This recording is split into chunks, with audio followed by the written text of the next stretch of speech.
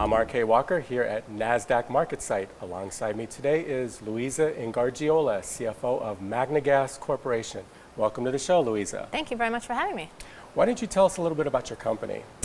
MagneGas Corporation was founded in 2007 through the reverse merger into a clean shell. We traded on the OTCBB until about 2012 when we uplisted to NASDAQ. It's a technology company that converts liquid waste into a hydrogen-based fuel. It was founded by Dr. Ruggero Santilli, who's a former scientist from Harvard and MIT, and he's an environmentalist. He actually worked over 30 years of research and development for this technology. And his belief is that the days of trucking fuel across the country or across the globe are of the past millennium. The future millennium, we should be producing fuel where we need it, when we need it, from a local feedstock. And that's his vision for the company. You've got several lines of business. You've got metalworking, fuel. What was the other one? Co-combustion. Co-combustion. Okay, why don't you tell us a little bit about each of your lines? Sure. Well, first of all, the technology works through the concept of a lightning chamber. So if you can imagine a lightning chamber, we force liquid at a high rate of speed through this lightning chamber at 10,000 degrees. And as a result of this interaction, we end up with a hydrogen-based fuel that bubbles to the surface. This hydrogen-based fuel is a natural gas alternative, and we sell it in the metalworking market. The reason we sell it in the metalworking market is it has an extremely hot flame temperature. So we compete against acetylene. The metalworking market is actually a $5 billion industry, and we believe we have the only green renewable source for that industry. The other business lines that we have are what we call co-combustion. And essentially, because we have such a hot flame temperature, when you mix it with hydrocarbon fuels and recombust it, all of our testing has shown that it reduces emissions by up to 40% and increases the heat output of that hydrocarbon fuel. So we're working very closely in the coal industry. And the last one was the liquid waste processing. We actually can convert sewage, sludge, manure, or even oils into a hydrogen-based fuel. And that's another market that we pursue, is the actual sale of the equipment.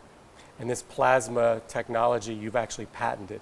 Yes, it's a totally patented technology. We own all the patents outright. We don't have any clawback provisions or anything like that with the inventor. For your purification, you can put in any kind of waste material, it purifies it, and then what's left? Okay. Well, we have two types of systems. One is with water-based waste, so that would be like a sewage, a sludge, or a manure. In that case, we end up with the fuel. We end up with a sterilized liquid that can be used for irrigation or fertilizer, and then we end up with a small amount of carbon that currently we dispose of.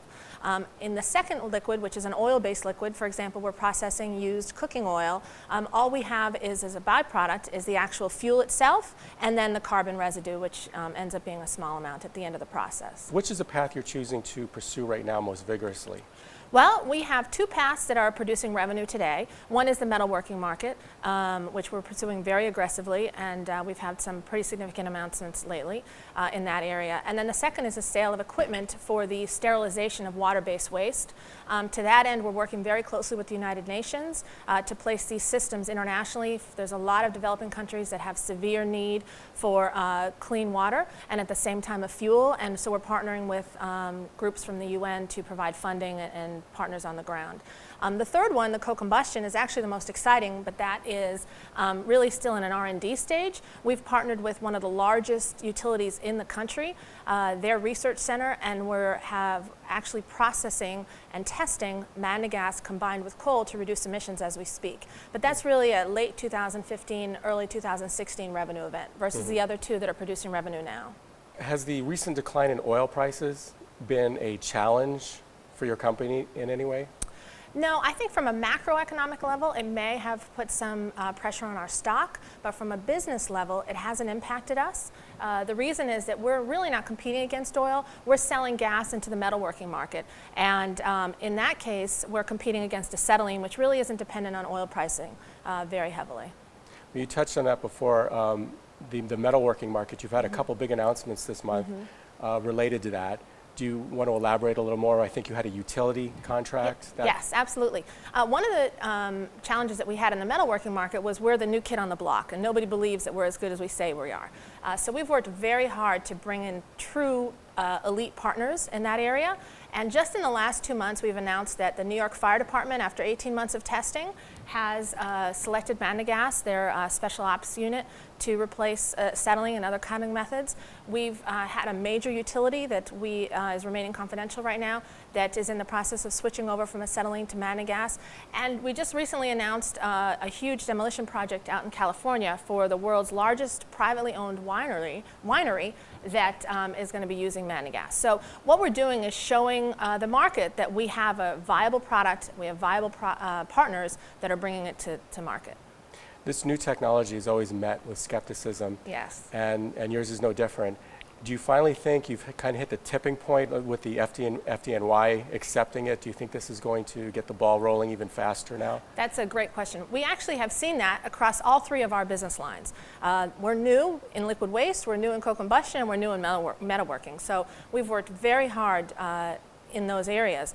In the metalworking, yes, I think we're finally at the tipping point where people really believe that we're here to stay and we're a great product. In the liquid waste area, we've spent a lot of time and energy in the last 24 months getting independent verification of what we're doing to show that the results are valid. In addition to that, we're partnering with major players in the industry. For example, there's a major hog farm in Indiana that is working with us on the sterilization side that we believe is going to bring a lot of credibility to the technology. Right now, you seem to be going into specific areas or companies. If this really catches on big, can you ramp up the ability to produce this gas in large enough quantities for like large players? Yes, we believe that we have the capacity to ramp up pretty rapidly. We have a group of independent contractors that are trained on the assembly and the testing of the technology.